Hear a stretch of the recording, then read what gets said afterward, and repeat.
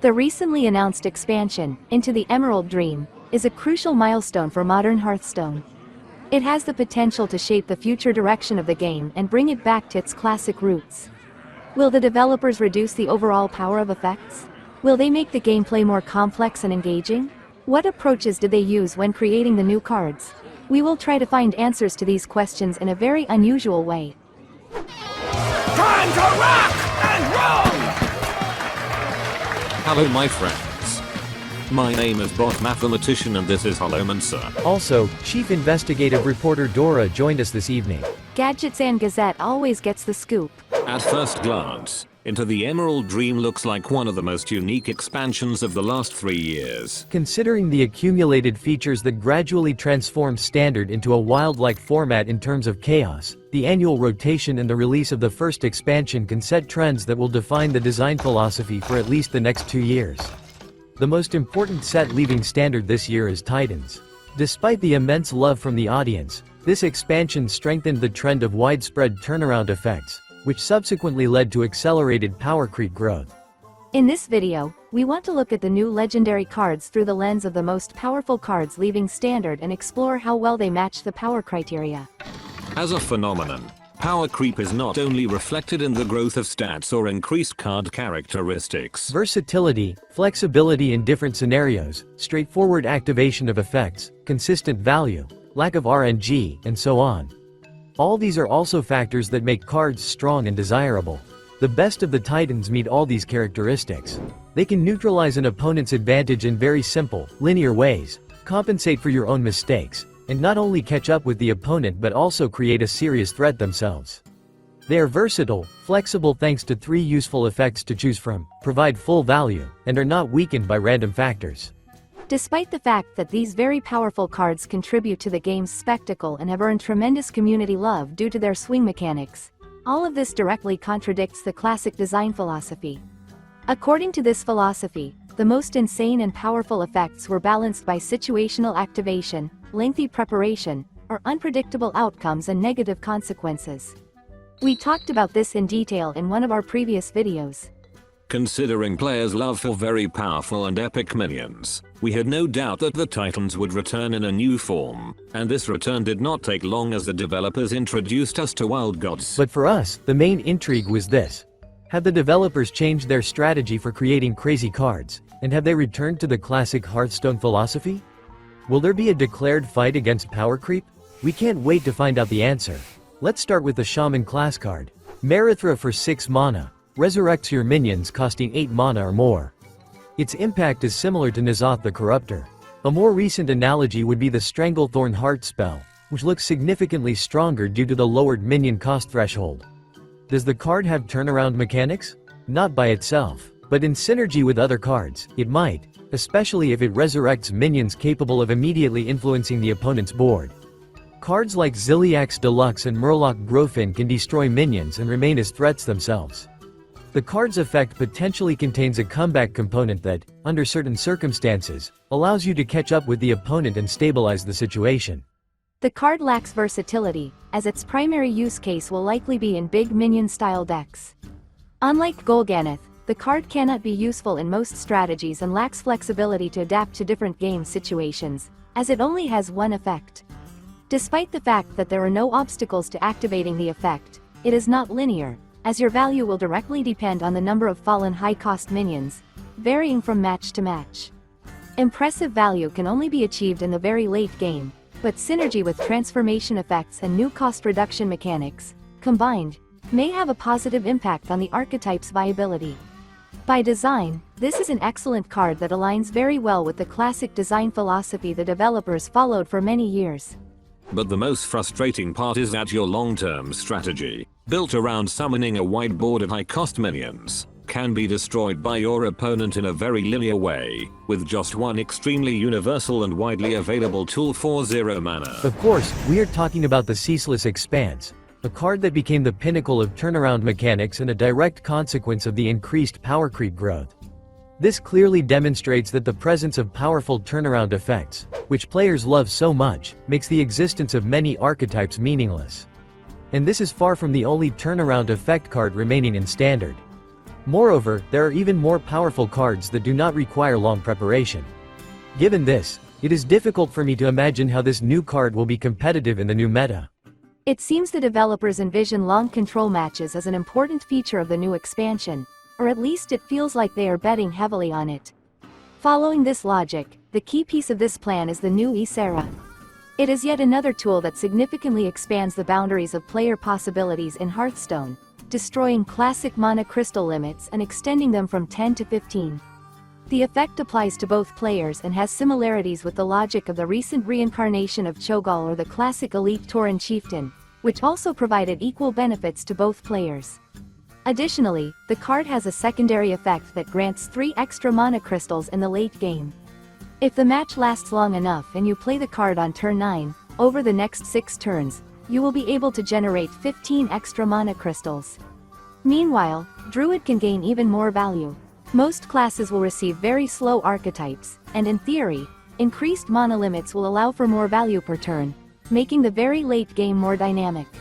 I really like this card, but getting maximum value is not guaranteed, especially in modern conditions where most matches last only 5-8 turns. Ursoc is the first wild god introduced by the developers, and when I first saw this card, I was initially disappointed because it has all the signs of a turnaround mechanic. The card's AoE effect can destroy the opponent's advantage, while Death Rattle brings killed minions back to life on your side. This is a very powerful effect on paper, but then I remembered a similar card, Overlord Drakuru, and looked into its in-game performance. Essentially, the card does the same things. It can deal damage to 2 chosen enemies per turn and resurrect those killed on your side.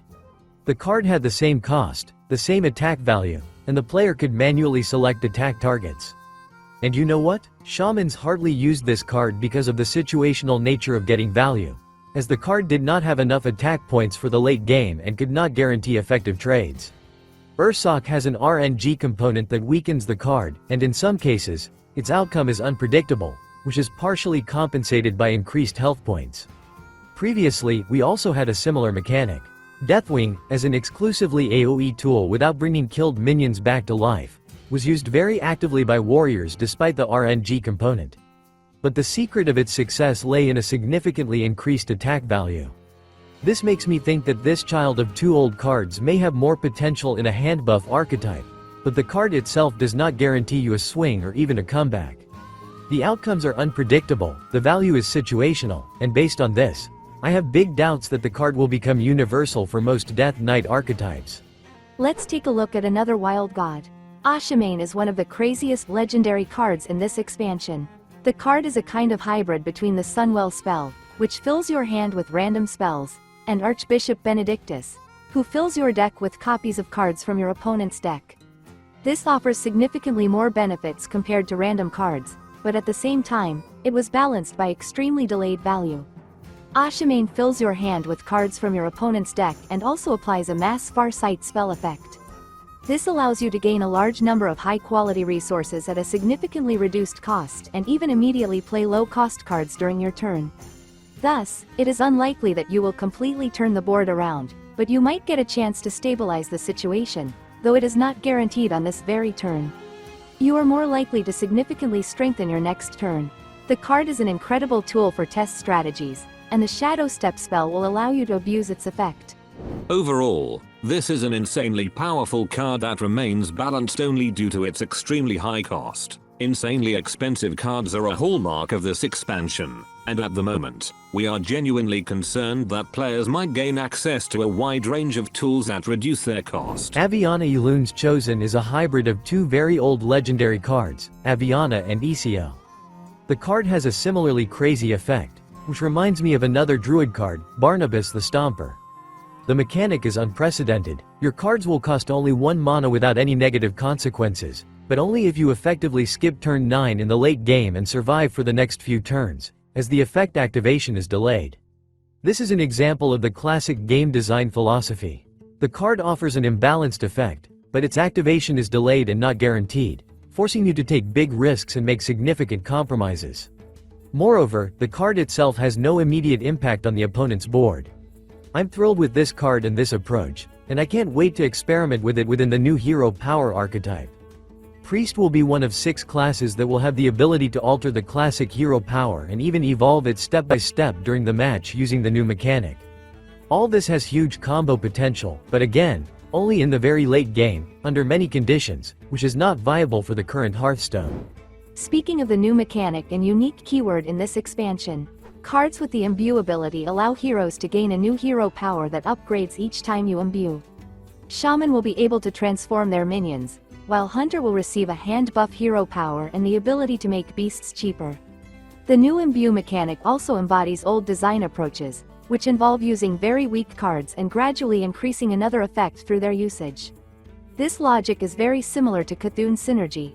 To motivate active use of the new Hunter hero power, the developers introduced Goldrin, another wild god. The card itself looks very weak. Yes, it has an effect on the opponent's board thanks to the rush mechanic and acts as an aura distributor, doubling the damage when your beasts attack. In terms of effect value, this is very reminiscent of Exarchakama. The card can only generate value under certain synergy conditions, but add to this the ability to manipulate the cost of your beasts while simultaneously increasing their attack with the new keyword and improved hero power. Additionally, remember the direct synergy with King Plush, and you can achieve the craziest turnaround effect with OTK potential. Also, keep in mind the interaction possibilities with Huffer and Mystery Egg. Taking these additional factors into account, the card doesn't look as helpless. However, it is worth noting that this plan looks complex and multi-step.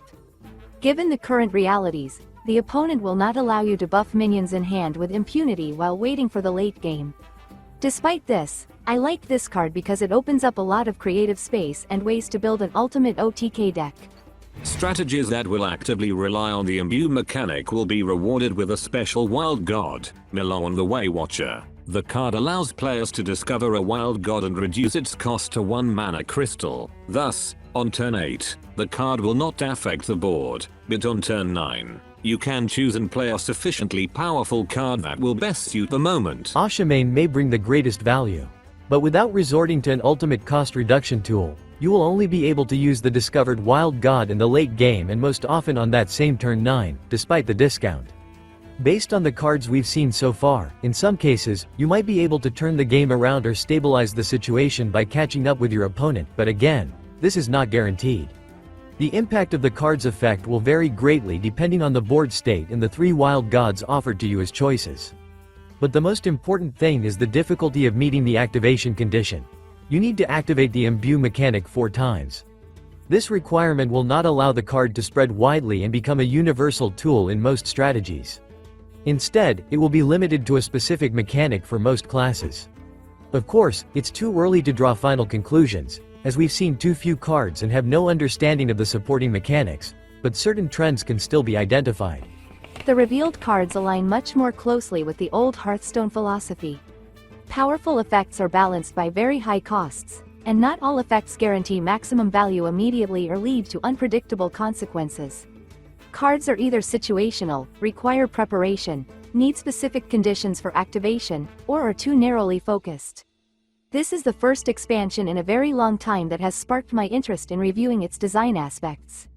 What pleases me the most is that we haven't seen a single linear card with a turnaround effect that could fit into most archetypes.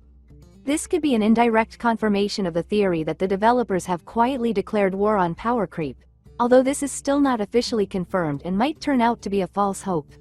Personally, I would be very glad if this turns out to be true. The new strategies look intriguing, but I have absolutely no idea how these old gameplay approaches will work in real circumstances. At the moment, I don't believe in the formation of a very slow control meta where you will have the chance to survive until turn 9 to activate your wild god, not to mention achieving the new limit of 15 mana crystals. I struggle to see how the new strategies will compete with the archetypes from Heroes of StarCraft, which not only boast insane tempo but also offer a significant number of powerful cards with more predictable effects and guaranteed value.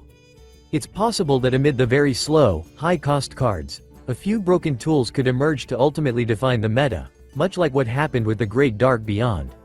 And this scenario didn't take long to materialize. While we were preparing this video for release, players were introduced to a new Paladin card that, in terms of power and ease of value extraction, surpasses all the wild gods we've analyzed today. Torith the Unbreaking is incredibly powerful on its own, but beyond that, it can become even stronger within the core synergy of Divine Shield. Undoubtedly, this card has nothing in common with the classic design philosophy of the game. In practice, the card might turn out to be weaker than it appears, but it will almost certainly be highly toxic and a major source of frustration for players, regardless of Paladin's overall effectiveness. It's likely that this isn't the only tool of such a ridiculous power level in this expansion. Moreover, it's likely that the developers will introduce ultimate tools to significantly reduce the cost of expensive cards, a mechanic that has become a crucial component in making the Terran and Protoss strategies from the Heroes of StarCraft mini-set competitive. In this scenario, all the developers' efforts could be rendered meaningless. While the power level of the new cards seems aligned with the previous expansion, which is both reassuring and concerning, the development team faces a daunting challenge. Their main goal is to make these new slow mechanics viable, and that might not be an easy or even achievable task. Based on this, I wonder, will the new set repeat the failure of the Great Dark Beyond, or will the rotation and pre-release balance patch lay the groundwork for a real revolution in the meta? Personally, I am very hopeful for unexpected surprises, and given how unpredictable Hearthstone has become, they might happen. Dear viewers, what do you think about the design approach to this expansion? Should we continue with such reviews of new cards? Let us know your thoughts below and join the polls in your community tab. Remember to like, subscribe, and hit the bell icon to support our content and stay updated. Traditionally, we want to express our boundless gratitude to our sponsors. Dear friends, your help is invaluable. We will be grateful for any support. Okay, that's all for today. Thank you for spending this time with us. We really hope that we will have the opportunity to get in touch in the next video. Take care of yourself. And never give up.